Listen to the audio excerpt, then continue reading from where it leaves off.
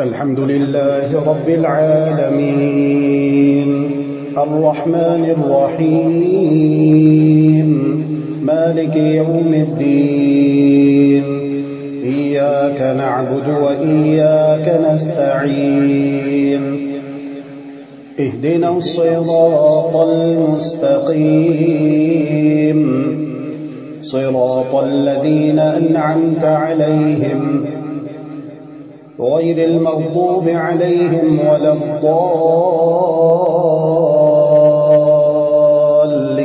الضالين آمين. ألف لام ميم ذلك الكتاب لا ريب فيه هدى للمتقين الذين يؤمنون بالغيب ويقيمون الصلاة ومما رزقناهم ينفقون والذين يؤمنون بما أنزل إليك وما أنزل من قبلك وبالآخرة هم يوقنون أولئك على هدى من ربهم وأولئك هم المفلحون إن الذين كفروا سواء عليهم أأنذرتهم أم لم تنذرهم لا يؤمنون ختم الله على قلوبهم وعلى سمعهم وعلى أبصارهم غشاوة ولهم عذاب عظيم ومن الناس من يقول آمنا بالله وباليوم الآخر وما هم بمؤمنين يخادعون الله والذين آمنوا وما يخدعون إلا أنفسهم وما يشعرون في قلوبهم مرض فزادهم الله مرضا ولهم عذاب أليم بما كانوا يكذبون وإذا قيل لهم لا تفسدوا في الأرض قالوا إنما نحن مصلحون ألا إنهم هم المفسدون ولكن لا يشعرون وإذا قيل لهم آمنوا كما آمن الناس قالوا أنؤمن كما آمن السفهاء ألا إنهم هم السفهاء ولكن لا يعلمون وإذا لقوا الذين آمنوا قالوا آمنا وإذا خلوا إلى شياطينهم قالوا إنا معكم إنما نحن مستهزئون الله يستهزئ بهم ويمدهم في طغيانهم يعمهون أولئك الذين اشتروا الضلالة بالهدى فما ربحت تجارتهم وما كانوا مهتدين مثلهم كمثل الذي استوقد نارا فلما أضاءت ما حوله ذهب الله بنورهم وتركهم في ظلمات لا يبصرون صم بكم عمي فهم لا يرجعون أو كصيب من السماء فيه ظلمات ورعد وبرق يجعلون أصابعهم في آذانهم من الصواعق حذر الموت والله محيط بالكافرين يكاد البرق يخطف أبصارهم كلما أضاء لهم مشوا فيه وإذا أظلم عليهم قاموا ولو شاء الله لذهب بسمعهم وأبصارهم إن الله على كل شيء قدير يا أيها الناس اعبدوا ربكم الذي خلقكم والذين من قبلكم لعلكم تتقون الذي جعل لكم الأرض فراشا والسماء بناء وأنزل من السماء ماء فأخرج به من الثمرات رزقا لكم فلا تجعلوا لله أندادا وأنتم تعلمون وإن كنتم في ريب مما نزلنا على عبدنا فأتوا بسورة من مثله وادعوا شهداءكم من دون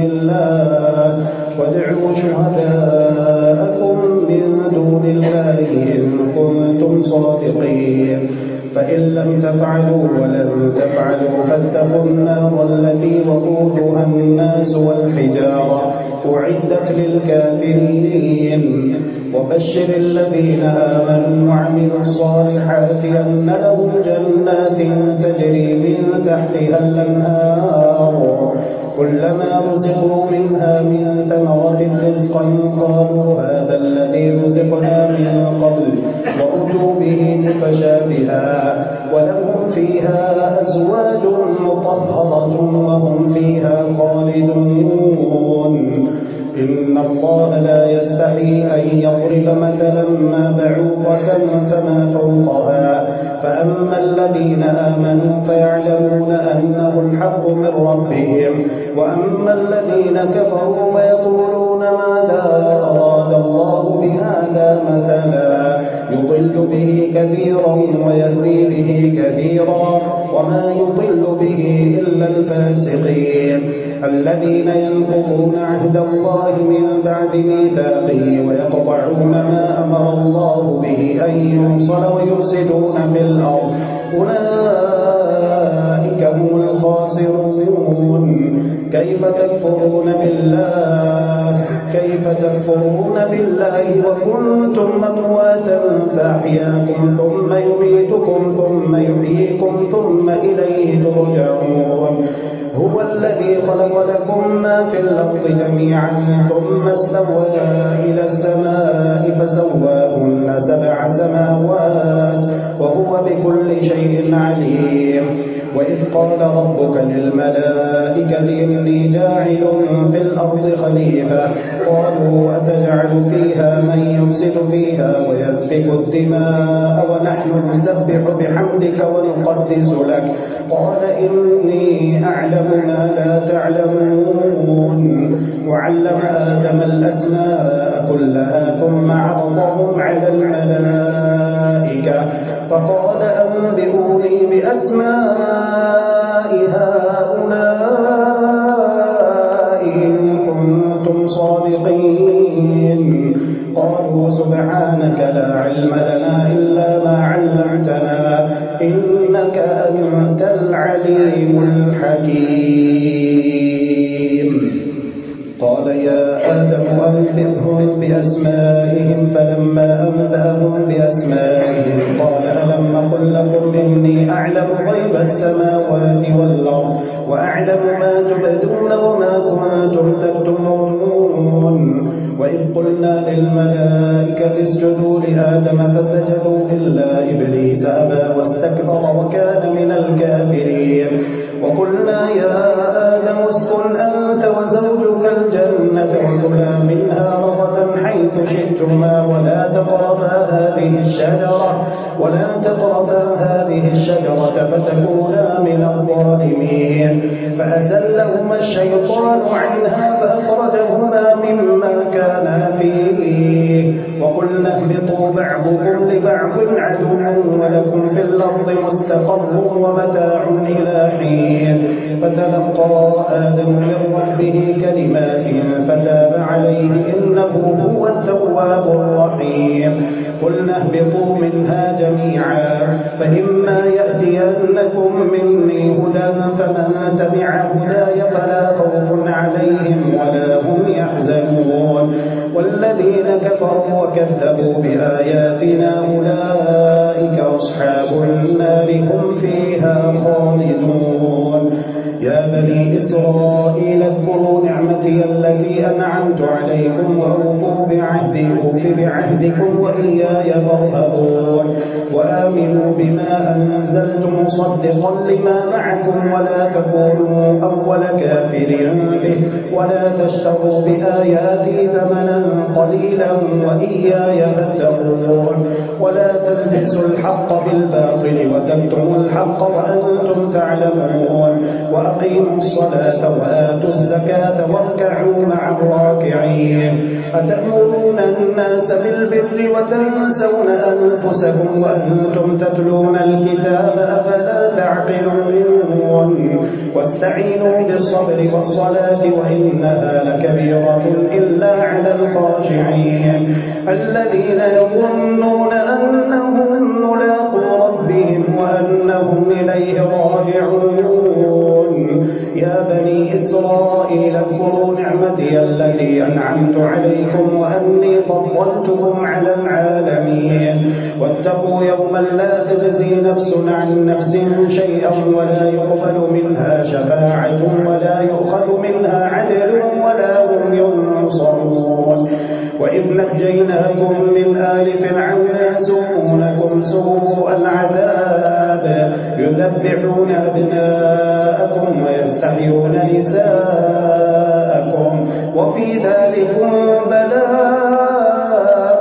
من ربكم عظيم. وإذ فرقنا بكم البحر فأنجيناكم وأغرقنا آل فرعون وأنتم تنظرون. وإذ واعدنا موسى 40 ليلة ثم اتخذتم العجل من بعده وأنتم ظالمون ثم عفونا عنكم من بعد ذلك لعلكم تشكرون. وإذ آتينا موسى الكتاب والفرقان لعلكم تهتدون. وإذ قال موسى لقومه يا قوم إنكم ظلمتم أنفسكم باتخاذكم العجل فتوبوا إلى بارئكم فاقتلوا أنفسكم ذلكم خير لكم عند بارئكم فتاب عليكم إنه هو التواب الرحيم.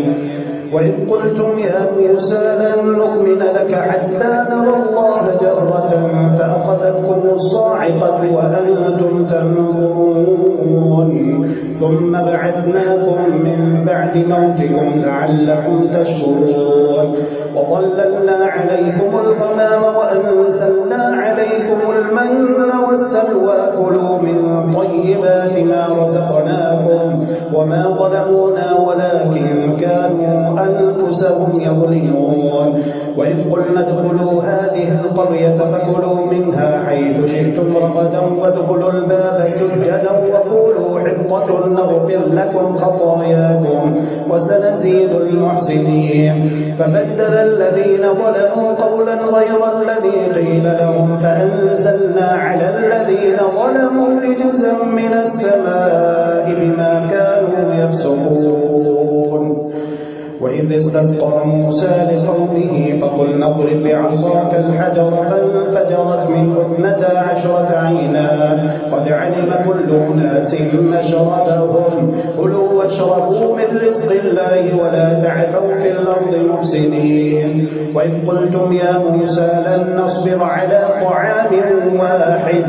فادع لنا ربك يخرج لنا مما تنبت الأرض من بقلها وقثائها وفومها وعدسها وبصلها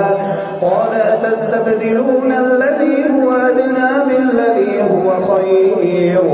اهبطوا مصرا فإن لكم ما سألتم وضربت عليهم الذلة والمسكنة وباءوا بغضب من الله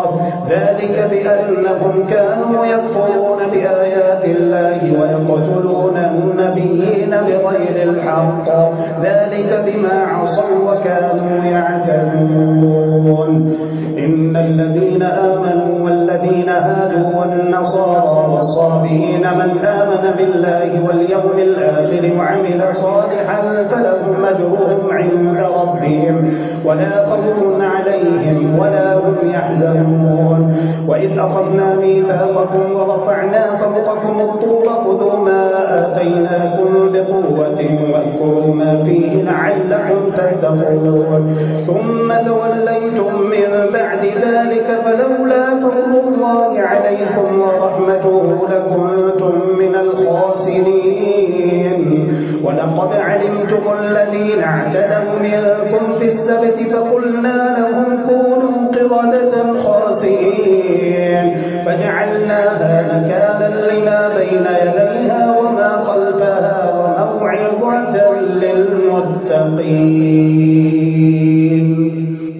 وإذ قال موسى لقومه إن الله يأمركم أن تذبحوا بقرة قالوا وتتخذنا هزوا قال أعوذ بالله أن أكون من الجاهلين. قالوا ادع لنا ربك يبين لنا ما هي قال إنه يقول إنها بقرة لا فارض ولا بكر عوان بين ذلك فافعلوا ما تؤمرون. قالوا ادع لنا ربك يبين لنا ما لونها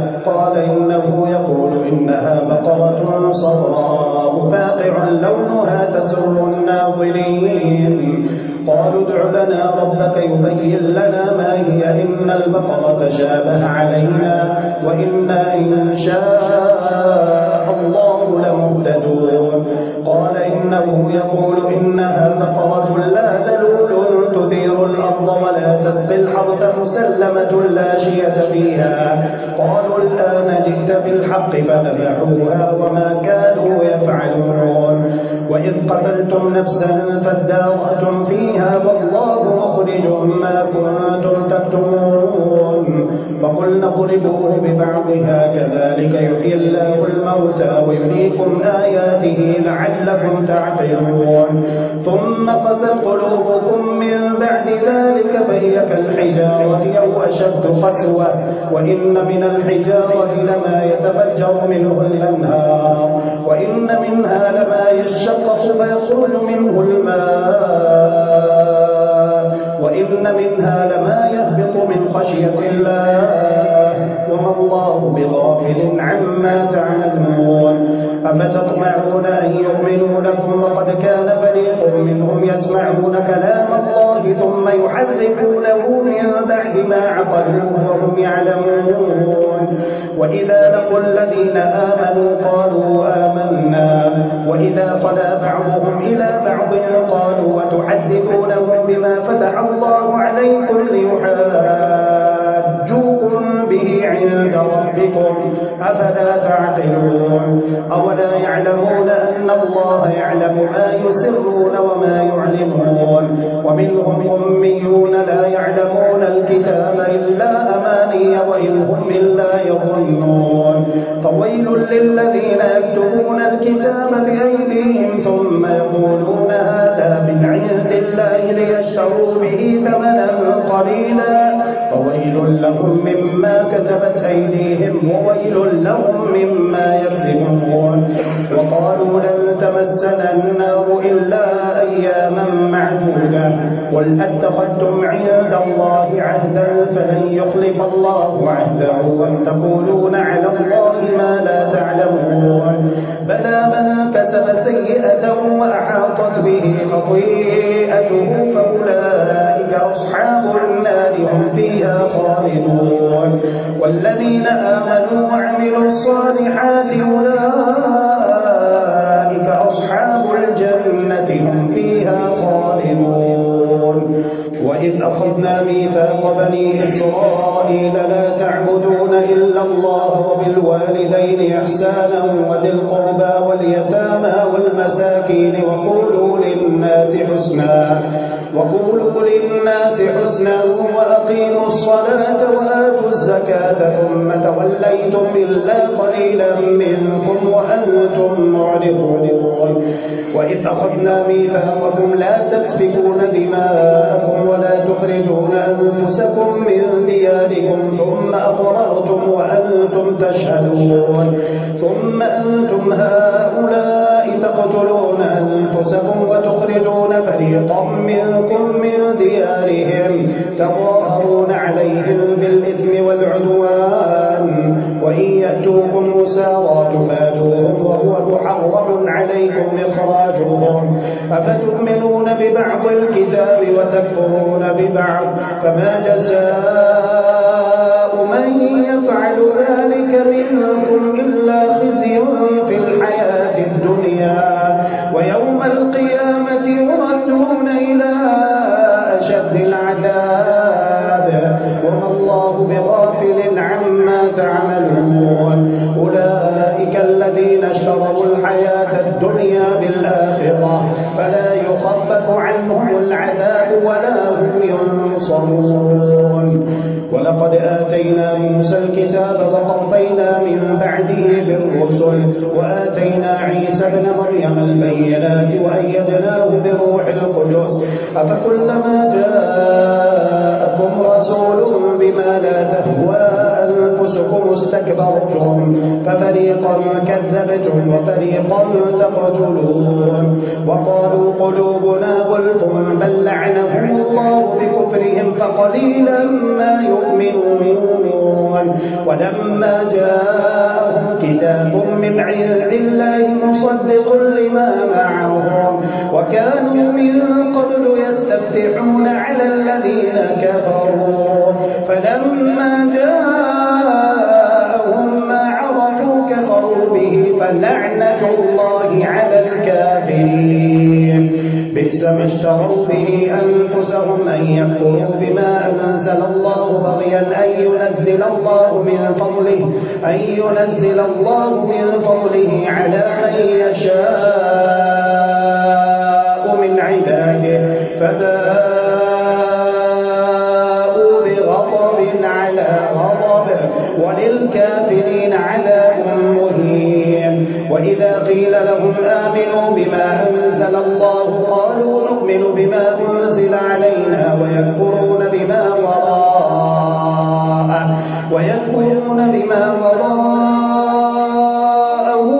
وهو الحق مصدقا لما معهم قل فلم تقتلون أنبياء الله من قبل إن كنتم مؤمنين ولقد جاءكم موسى بالبينات ثم اتخذتم العجل من بعده وأنتم ظالمون وإذ أخذنا ميثاقكم ورفعنا فوقكم الطور خذوا ما آتيناكم بقوة واسمعوا قالوا سمعنا وعصينا وأشربوا في قلوبهم العجل بكفرهم قل بئس ما يأمركم به إيمانكم إن كنتم مؤمنين قل إن كانت لكم الدار الآخرة عند الله خالصة من دون الناس فتمنوا الموت إن كنتم صادقين ولن يتمنوا أبدا بما قدمت أيديهم والله عليم بالظالمين ولتجدنهم أحرص الناس على حياة ومن الذين أشركوا يود أحدهم لو يعمر 1000 سنة وما هو بمزحزحه من العذاب أن يعمر والله بصير بما يعملون قل من كان عدوا لجبريل فإنه نزله على قلبك بإذن الله مصدقا لما بين يديه وهدى وبشرى للمؤمنين من كان عدوا لله وملائكته ورسله وجبريل وميكال فإن الله عدو للكافرين ولقد أنزلنا إليك آيات بينات وما يكفر بها إلا الفاسقون أو كلما عاهدوا عهدا نبذه فريق منهم بل أكثرهم لا يؤمنون ولما جاءهم رسول من عند الله مصدق لما معهم نبذ فريق من الذين أوتوا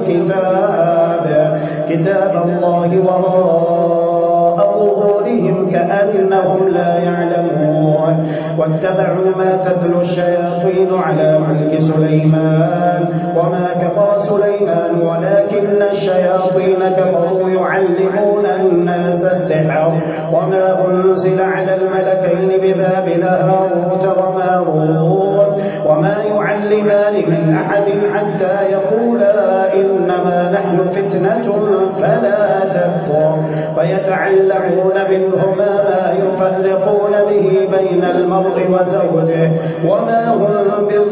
بضارين به من أحد إلا بإذن الله ويتعلمون ما يضرهم ولا ينفعهم ولقد علموا لمن اشتراه ما له في الآخرة من خلاق ولبئس ما شروا به أنفسهم لو كانوا يعلمون ولو أنهم آمنوا واتقوا لمثوبة من عند الله خير لو كانوا يعلمون يا أيها الذين آمنوا لا تقولوا راعنا وقولوا انظرنا واسمعوا وللكافرين عذاب أليم ما يود الذين كفروا من أهل الكتاب ولا المشركين أن ينزل عليكم من خير من ربكم والله يختص برحمته من يشاء والله ذو الفضل العظيم ما ننسخ من آية أو ننسها نأت بخير منها أو مثلها ألم تعلم أن الله على كل شيء قدير ألم تعلم أن الله له ملك السماوات والأرض وما لكم من دون الله من ولي ولا نصير أم تريدون أن تسألوا رسولكم كما سئل موسى من قبل ومن يتبدل الكفر بالإيمان فقد ضل سواء السبيل ود كثير من أهل الكتاب لو يردونكم من بعد إيمانكم كفارا حسدا من عند أنفسهم من بعد ما تبين لهم الحق فاعفوا واصفحوا حتى يأتي الله بأمره إن الله على كل شيء قدير وأقيموا الصلاة وآتوا الزكاة وما تقدموا لأنفسكم من خير تجدوه عند الله إن الله بما تعملون بصير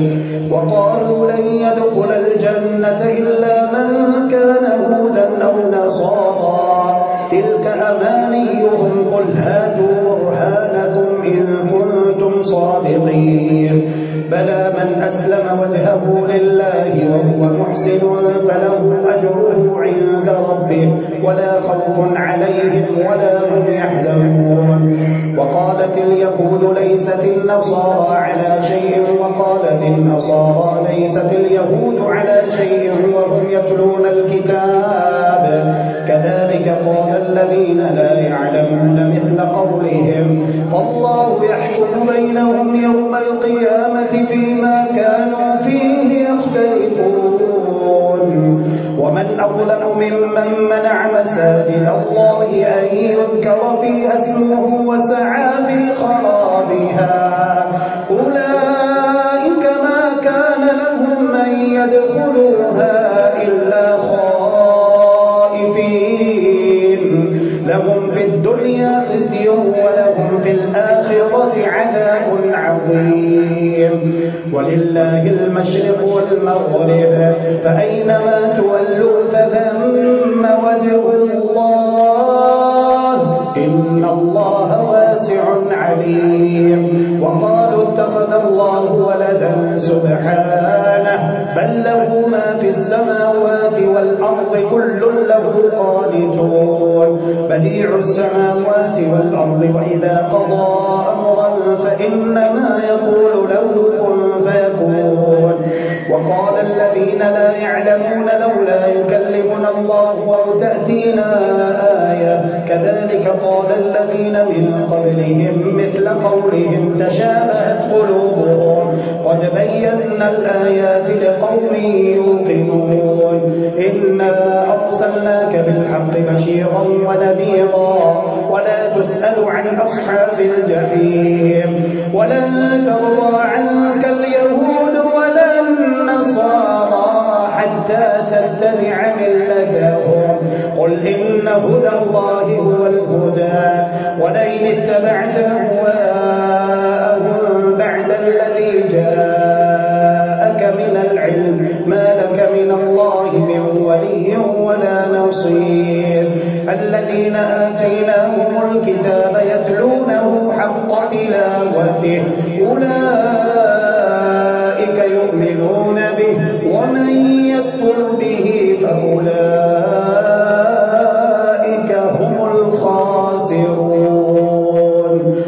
يا بني إسرائيل اذكروا نعمتي التي أنعمت عليكم وأني فضلتكم على العالمين واتقوا يوما لا تجزي نفس عن نفس شيئا ولا يقبل منها عدل ولا تنفعها شفاعة ولا هم ينصرون وإذ ابتلى إبراهيم ربه بكلمات فأتمهن قال إني جاعلك للناس إماما قال ومن ذريتي قال لا ينال عهد الظالمين وإذ جعلنا البيت مثابة للناس وأمنا واتخذوا من مقام مقام إبراهيم مصلى وعهدنا إلى إبراهيم وإسماعيل أن طهر بيتي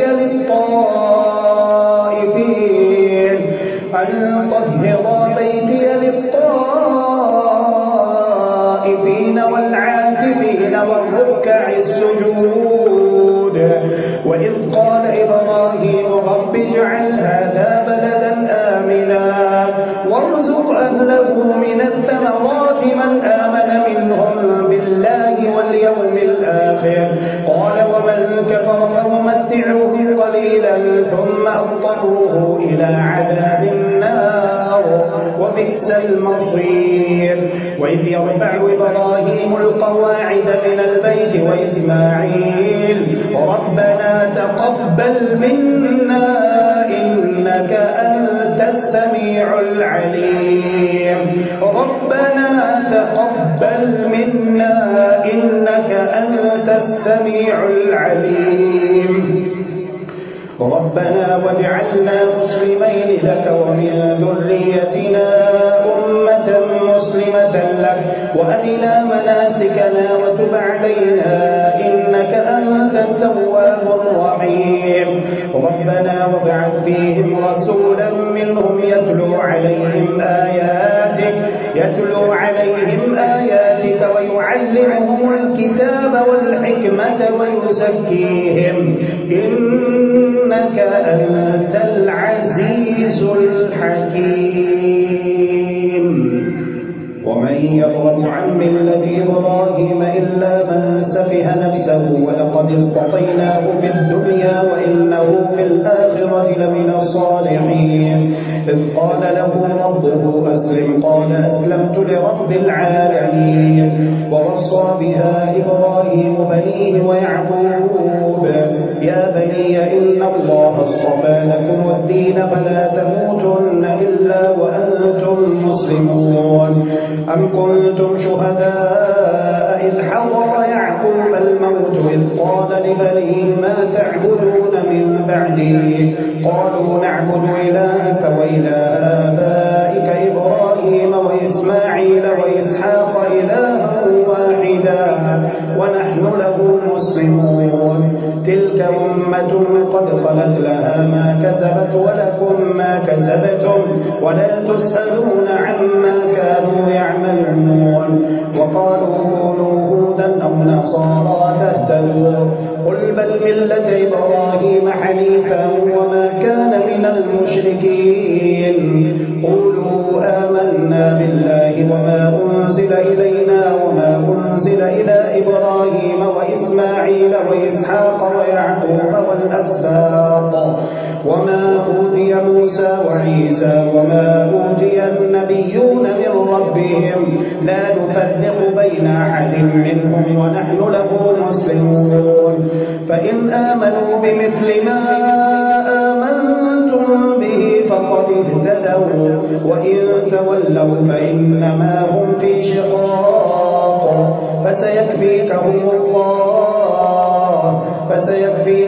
الله وهو السميع العليم. صبغة